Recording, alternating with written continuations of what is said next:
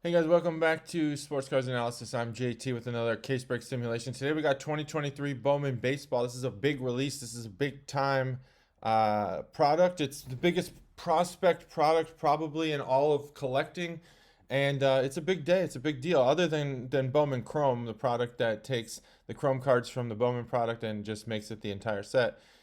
This is probably the biggest release of the year for prospects. So let's jump right in. Now, if you did see the previous video of this that I posted, I did post one that I rewatched and felt like maybe it was subpar, and I'd rather have great analysis late than be on time and have poor analysis. So this is the same breakdown. If you're one of the 16 people who watched it, I'm just reposting it because I wanted to correct a few things. Disclaimer, I'm going to give you some advice here. And you can take that advice, you can ignore that advice, but if you do take it and you spend some money and you don't get a hit, that's not my problem, not my fault. I'm just giving you information to help you become informed. Now, I will say that I've gotten a lot of advice or a lot of feedback from people that says that they have been getting mega hits from advice I've been giving in my videos. So stick around, listen to what I have to say, and then hopefully you can make better informed decisions. And a lot of this one is going to be about investing because this is Bowman. So stick around and see what you should do. Bowman is the premier product for prospects and rookies. I don't want to spend too much time talking about Bowman, the history of Bowman. You know, we have Bowman dates back all the way to kind of the start of modern collecting. And there's a lot of famous cards along the way, and it's still, with all these parallels and stuff, it's kind of stood the test of time. So I'm not going to talk too much about that. If you're not collecting prospects, then you're collecting color variations. So this product has a lot to offer for everybody, and it's available in retail, which helps it become accessible to everybody. Now, hobby boxes, they're going to be 10 cards per pack, 24 packs per box, and 12 boxes per case. There is a jumbo version, which includes 3 autos, whereas the hobby includes only 1 auto per box. The hobby is going to be 32 cards per pack with 12 packs per box and 8 boxes per case. Much, much, much more expensive. And then the blasters will be anywhere between $20 and $30 at your local Walmart or Target. 100 card base set comes out today. Sorry if it's late. And a hobby box, I've been seeing them go for about 300 to 375. I'm personally not a big fan of hobby boxes, especially with a paper product, a paper card. But I get it. That's, supply and demand. That's what you can charge. Not going to talk much about the aesthetics, but I will show you that the paper has this number of variations, and the Chrome has a lot of variations as well. I'm not going to go over them all. There are great videos out there talking about that, and I might do a video on just the variations, the color variations, but this is what the base card looks like. Get used to it, because every year there is always somebody, some prospect, some rookie that has an iconic Bowman card, and he winds up kind of just being ingrained in our minds. So this design here is one that may do well. So let's just get right into the data. If you haven't seen my videos, please just go watch some of the other ones where I explain this in more detail. But the cost of a case is $35.49 at Steel City. I use Steel City's prices because that allows for the breaker to take their distribution costs, which is a discount, and then add a markup for their own profit. And what we're going to do here is distribute the cost of the case across all of the teams equally, because, and here's the thing, when you buy into a break, you are not buying cards that you have not hit yet. So you're not going for the Rauschman auto. You're going for the probability that you're going to get an Orioles hit. And I know that's hard for a lot of people to understand, but I'm going to hammer that home in every video until people understand that for this to not be gambling, you need to buy the odds. And the odds here are in favor of the Baltimore Orioles because they have the most autographs. So if you're an autograph seeker, if you want to get a hit in this product, you need to go with the Orioles. They have 9,494 autographs. Some of that is based on print runs that I had to estimate, and I make educated guesses. I don't ever just wildly guess. There are cases where, For like base cards, I'll lower the number of print run just because it's computer processing intensive, and this is all real analysis that I'm running on my computer. So that's the case. But with autographs, I try to be as accurate as possible. So this is the order 1 through 10 of the teams that have the most autographs. And if we distribute the cost of the case, that $35.49, across all the teams by how many autographs they have per team, what we're doing then is we're paying for probability instead of paying for, player value. Especially with prospects, there hasn't been an assigned player value because those prospects might bust. They might be great. You're buying speculation a lot of times. And I will get into that because the next thing is by checklist strength. But right now, we're just talking about even Stevens probability across all teams. So there's 1 through 10 for who has the most number of autographs. That's the second column. And you'll notice that this first column, the number of unique autographs, is different. It's not in order. And that's because the print runs are different. So even though the Cubs have 12 different autograph cards, including auto inserts, auto parallels, and auto base chrome and paper, the print runs of the Angels cards, which only have 10, the print runs are higher. So that's why these numbers aren't in order, and this is why you should never trust this where you say, oh, well, the Orioles have 16. Yeah, that's definitely the highest. But when you're like, oh, the Blue Jays only have 9, so they're one of the lower teams. They're probably on a page, page 2. No, the Blue Jays have more when you explode the print runs out and account for that. So I've explained that in a lot of other videos. I've explained it here, I think, enough. So here you go. And these are reasonable prices if you want to pay by probability. So 1 through 10 by who has the most autographs. Just keep an eye on these two columns here.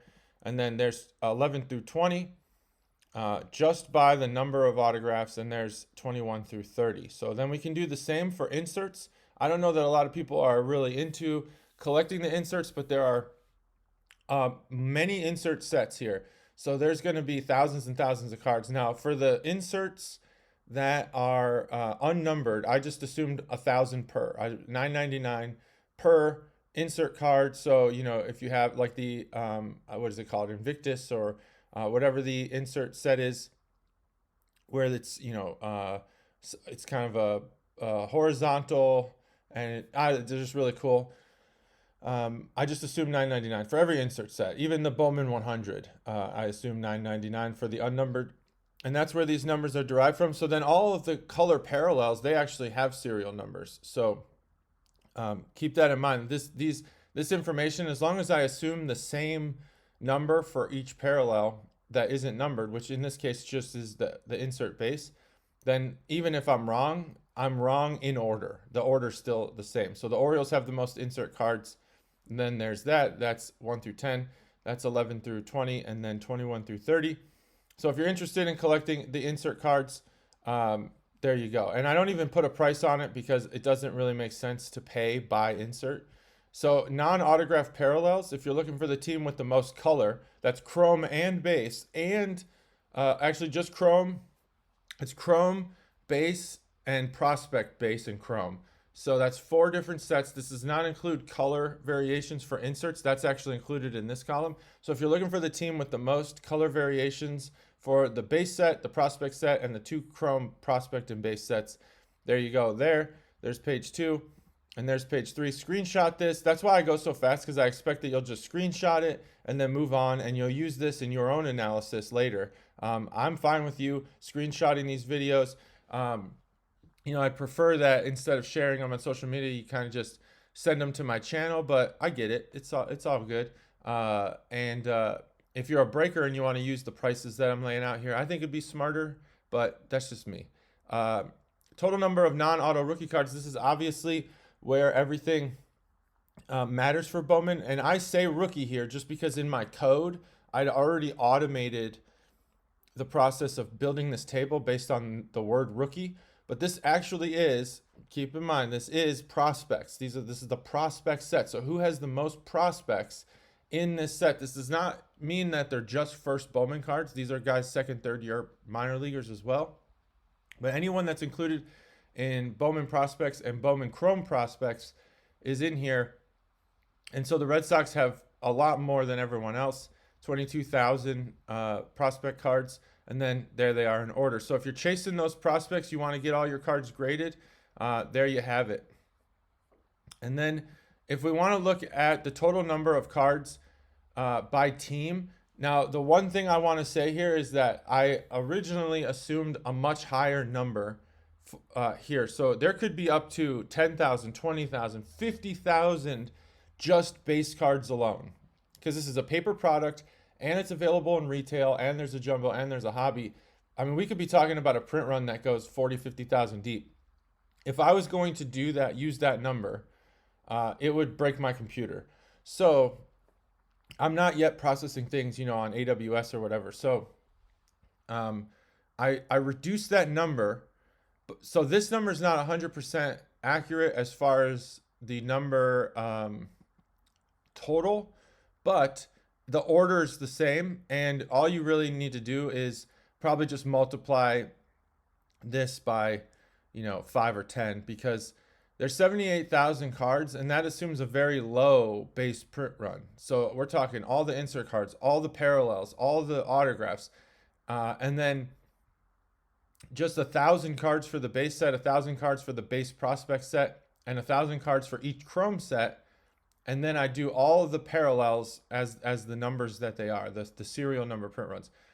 So I would say that there's probably between 10 and 50,000. So just add, 30,000 cards to each of these equally. The order stays exactly the same. So the team with the most cards is the Mets. And then in this order, 1 through 10. If you wanted to pay, or you're a breaker and you want to charge by who has the most cards in the set, this is the order you would do it in. And this is kind of a fair market value based on the quantities of cards. That does not include demand. That does not include product strength and things like that. So there's the 3 pages there. And that's it for the distribution there. Now, we do have to talk about product strength, because some players in the checklist are just worth more than others, and we want to grade this product on an equal scale with all other products. So we want to know what type of autograph checklist is being added here. Did Topps go above and beyond to try to give us the best Bowman product we can get? Or is this garbage and they kind of phoned it in? So usually what I do is I have developed an algorithm that determines the popularity of online search trends. And what that means is that people will search for sports cards and memorabilia, and then I go and I grab the data on how many, what's the popularity of each player across a product, what is their popularity. And then I give them a 1 through 5.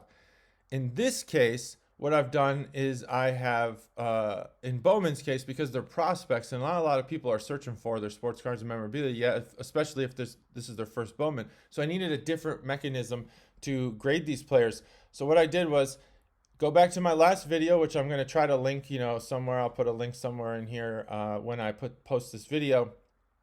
And I ran a machine learning algorithm. I did what's called a similarity analysis. And that similarity analysis took the minor league statistics for every single minor leaguer since 2006. So that includes some really, really great players. Mike Trout, for example, is in that data set. And it's just their minor league statistics. And what I did was I compared the minor league statistics for all the players in 2023 Bowman to the minor league statistics for every player since 2006. And I grouped them by similarity. And I gave them a score 1 through 5 based on that similarity. So if you are a 5, you would probably be, your minor league statistics are similar to those like Julio Rodriguez, Mike Trout, Vladimir Guerrero Jr., Joey Votto, Pete Alonso, guys, Gunnar Henderson even, guys who had extremely successful minor league careers. If you are a 4, I'll just go through each tier so if you're a 4, who are your minor league statistics similar to? And keep in mind, I'm about to say a name, Aaron Judge. His minor league career was not as successful as his major league career. So again, these are players whose minor league careers are similar to the professionals' minor league careers. So Aaron Judge, Rhys Hoskins, Aaron Hicks, Anthony Rizzo, Gary Sanchez, that's 4. Kyle Tucker's there. And that's tier 4 for minor leagues. Again, this does not include like Aaron Judge's major league career obviously is a 5, hands down. If you're one tier less than that, we're like people like Bobby Abreu, Jason Bay, and then a 2 are players like Carlos Pena and Carlos Lee, Nick Ahmed. So, not very valuable in terms of their Bowman cards. And then all the ones are basically players whose minor league careers were similar to those players who maybe never made the major leagues. Hard to kind of assign that value to minor leaguers who are trying their best to get there. And that's not to say that they can't improve, but I will give you some statistics when we get to that point. So anyway, I've explained all that, and I think it's important for you to understand that these tiers are based on those metrics there. So what does that mean? Which teams are the strongest? Well, for the autographs, we're really, the whole autograph checklist kind of averages out to about a 3.5. 39% of the players that they've included from the prospect autograph checklist fall between a 4 and a 5. That's pretty average. That's about average for tops. They're between 30 and 40% of their autograph checklist typically does fall in my algorithmic 4 or 5. But usually that's based on popularity, and now it's based on talent. So it's a little different. And then the product as a whole, which includes inserts, base cards, parallels, everything, is a 3.9 out of 5. So you do get a good value here. And if you use these scores along the same grading scale, obviously Bowman is a profitable product because you could hit big. However, ask anyone who's collected Bowman over the years, who's done breaks. We all have Bowman baseball cards sitting in a shelf, unsold, unsellable. Autographs even worth almost nothing. You can't give them away sometimes. So 3.9 is a pretty reasonable price for this because you're going to have a lot of cards that you can sell for a high profit, but you're also going to have a ton of cards that sit on your shelf forever. So let's talk about the ranks of team by autograph checklist. This is for autographs, but I'm actually going to sort by the full product strength here. And what I want to talk about are players that I think contribute the most value to Bowman. And so we can look at this autograph set. Obviously, the Diamondbacks have the number one autograph value, the strength, because they have Drew Jones. He's very highly touted. They have a couple other guys, but I want to focus on a few other teams, a few other guys.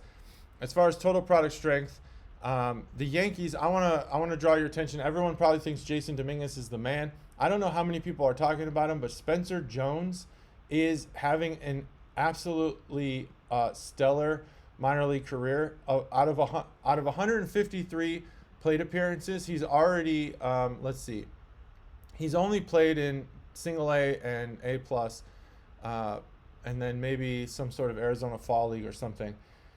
He's got a few cards in this set. He's got an Invicta Chrome Prospect, Invicta Autograph, Chrome Prospect Autograph, and a die cut card. I don't know. I haven't heard a lot of hype about Spencer Jones, but out of 153 plate appearances, his batting average is .335. His OPS is .986, which is absolutely awesome. And his batting average of balls in play is .408.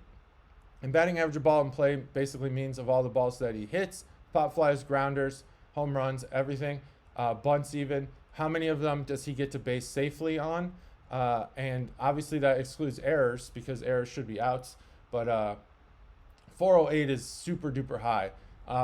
Let me tell you who the highest OPS in Bowman of all the players included in Bowman is Lazaro Montes, and he's the number 6 ranked prospect for Seattle. I'm not sure if he's a first Bowman guy or not. I don't even have him as being in single A at all, just a developmental league, maybe a Dominican league. I'm not sure DSL what that league is, but that's where this guy is. Lazaro Montes, his OPS is basically 1.01, and his batting average of balls in play is .421. That's really, really good. That means that he hits the ball almost half the time. When he makes contact, he gets to base safely.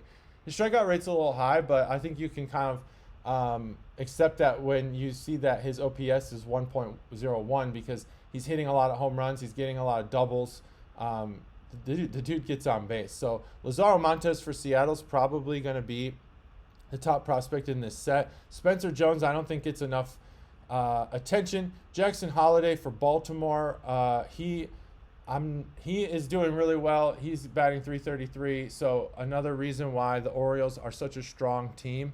I want to draw your attention to a couple guys from the Rockies real quick. Even though they're down here with a total value around an 8, their autograph strength is at a 2. And the reason for that is because they have a couple prospects that are really doing well in the minor leagues, particularly Diane Jorge. Diane, I'm not sure how to pronounce it.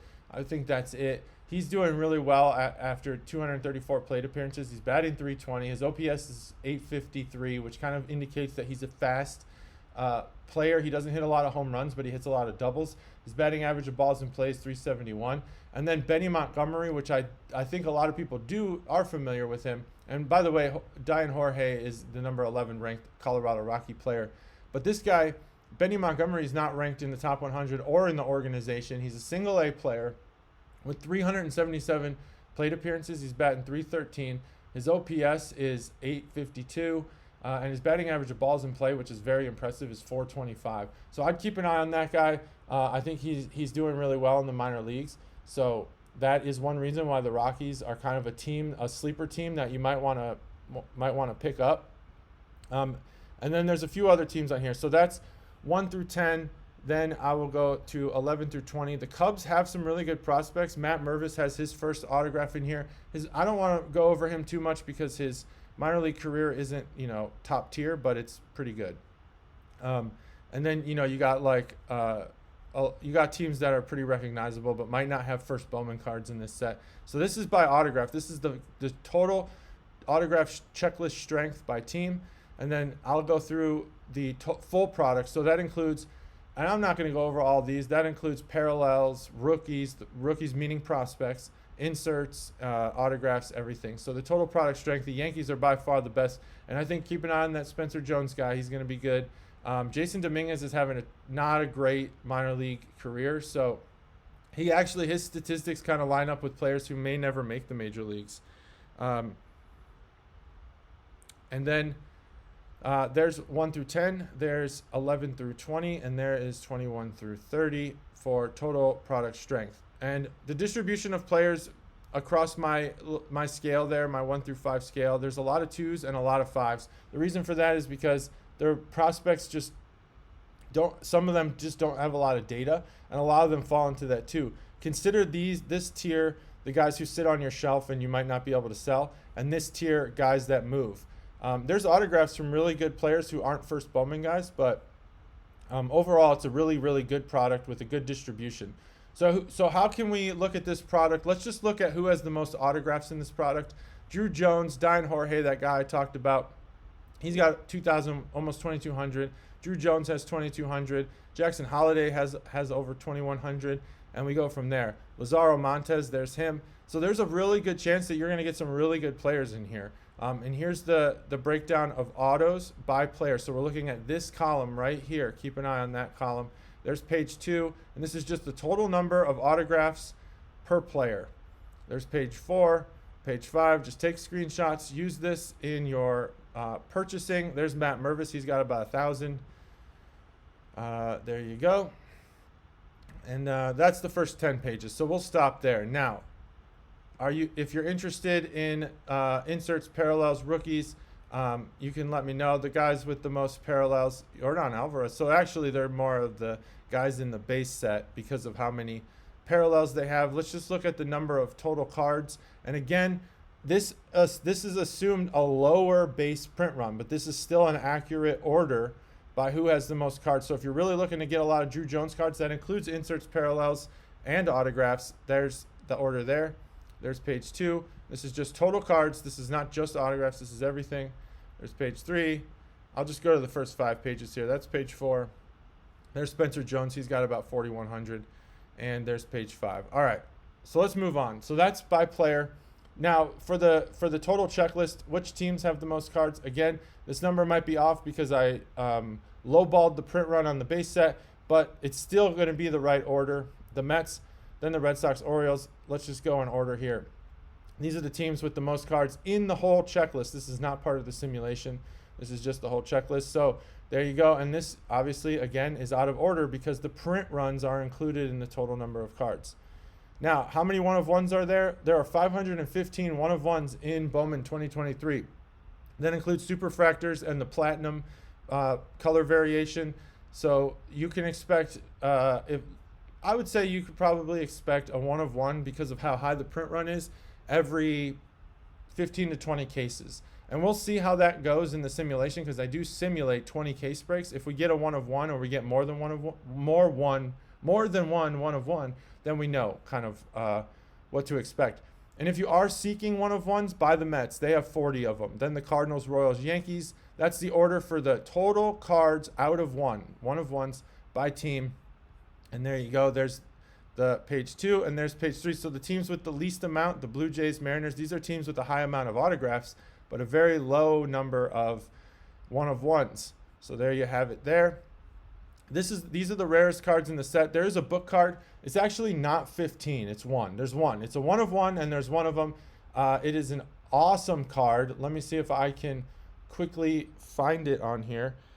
And those players, if I could get them here, are Christian Hernandez, Termar Johnson, Marcelo Mayer, Jordan Lawler, Anthony Volpe, Colson Montgomery, Jackson Holliday, Blaze Jordan, James Wood, Drew Jones, Corbin Carroll, Oscar Colas, Ellie De La Cruz, Elijah Green, Michael Harris II, Riley Green, Nolan Gorman, Jacob Berry, Roderick Arias, Jackson Churio, Brian Acuna, Christian Volcaro, Jason Dominguez, and Adley Rushman. That is all the players that are included in that one card. The reason why it's 15 is because there's 15 players and it's broken out by row. Don't worry about that. It's one of one. It's a very rare card. Someone's going to hit it, and let's pray and hope that that card is hit in a case break so we could see it on video. That's going to be a sick card, and it's one of one. That's the rarest card in the set, so let's move on to the simulation. So I do simulate 20 case breaks to show you what a realistic example of the case breaks should be. And in this case, I do 20 of them, then I show you one of them, case number 20, and then I show you all 20. So in a one case break, you're going to find anomalies. In 20, though, we should smooth those anomalies out. So realistically, the type of things you could expect in case number 20, in this case break, the lowest numbered card I got was 15. That was the Seiya Suzuki base black pattern parallel. I got the following cards here. Spencer Jones, nice little die cut there. That's cool, out of 49. And then I got the following cards here for that. This is just to prove to you that I did run the simulation. Now I'll break it down by how many cards I got by team and some of the more important, the autographs and things. So by team, I got the most Mets, then Red Sox, Orioles. So in a simulation, when we collate the way that they tell us, what's the box configuration? The box configuration being how many autos or parallels you're supposed to get. I had to watch a few breaks from last year to figure out how the parallel configuration works.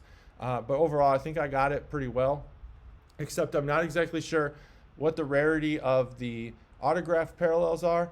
So we're just going to have to base that on random chance, being that they're serial numbered. That's how it's going to work there. So total number of cards, these are the lowest teams that I got. I didn't get any one of ones in that case, but I did get a lot of autographs. Now I said that I don't exactly know what the Bowman Prospect autograph print runs are. I just said $4.99 because there is a version to $4.99, so I assume the next step would just be twice that. And so I got a lot of those. I did get a Anthony Gutierrez Bowman Scouts. I'm seeing that the insert autos are about one per case, so that's why that's there. The rest were all prospect autos. Obviously, that's not realistic because we should see a parallel in here, a couple parallels, color parallels, chrome parallels. There's some chrome ones in here and some paper ones, but overall no color. I don't think that's realistic, but the names that you're seeing, that might be pretty realistic to what you could expect in a case break. So over 20 case breaks, I got a base black printing plate for Spencer Torkelson. So there are 4 printing plates per player, per base card, so that kind of adds to the one of ones. There being 515 of them. Actually, there's probably only 501 because of that 15 card book that I talked about. So anyway, we got this Spencer Torkelson out of 1. for 1 of 1. So 1 of 1 should be about 1 every 20 cases based on the simulation. And then when we look at the notable cards that we got, let's look at some of the lower print run cards we got. We got a Brett Beatty out of 150, Rookie of the Year favorites autograph, Sights of September autographs. We got some decent stuff here. You can look down this list for what type of autographs. Got a Drew Jones autograph, Bowman Invicta. Got 2 of those, I think. Yep, got that one there. And then got another Dine Jorge, Kevin Alcantara. He's pretty good. So there we go. That's a pretty realistic list of the type of prospects you should see in 20 cases, not 1, 20 cases. So in 20 cases, here's the breakdown by team. And then I'll go to the second page so you can see the teams that we got the least number of cards from. By print run, we only got the Tigers, so it's hard to say who you should buy if you want to chase 1 of 1. So we'll just skip this table here. And then by autographs, for 20 cases, we got the most from the Angels. Then this is not in the order that we expected, and that's why I do the simulation, because sometimes it's different than what you should expect. So there is the order of autographs by team for a 20 case break simulation. There's some of the ones I got the least of. Any teams you don't see are going to be on that second page, so that's kind of just avoid those if you're looking for autographs. I would base a lot of my purchases on this table just because I trust the simulation to actually be more realistic. So insert cards, there's the number there. And for parallels, there's who we got the most cards of there for the Mets. And then for prospects, we got the most cards from the Red Sox, Mets, Dodgers. There you go. So overall, obviously, Bowman matters. I think this is the most important product for prospects. Paper and chrome, they're always valuable, and some of them won't be. So you just have to hit, and you have to keep an eye on the market. I think the prices are getting out of hand for hobby boxes, and I think Topps or Fanatics allocation is pretty sad. Why are they allocating less than a case to certain breakers? Like I saw a breaker who only got half a case, so they're just sending him hobby boxes. Whereas this breaker, even though he's a mid-tier guy, buys tons of cases, and Fanatics is like messing with the how this all works. I don't get it. I don't know if this is some sort of monopoly type of thing or what, but I don't think it's fair, and I think it's going to hurt the hobby pretty significantly if what you're doing is tailoring towards the biggest breakers out there. I get that you want to pay your best customers forward, but you have other customers out there. So obviously I think that everyone should buy Bowman. I think it's a great investment. I think it's perfect to get graded. I think collectors on a budget can get it because there's retail blasters.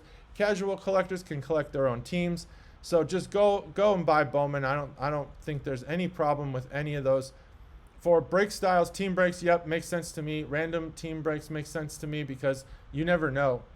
You might wind up getting a team that you think sucks and winds up having prospects that wind up being great. If you want proof of that, go back and watch 2013 breaks where people basically go through Bowman and look at Aaron Judge and just kind of cast him to the side. Like, Aaron Judge, who's this guy? No one sucks. And no one cares about Aaron Judge in those breaks. It's kind of funny to watch.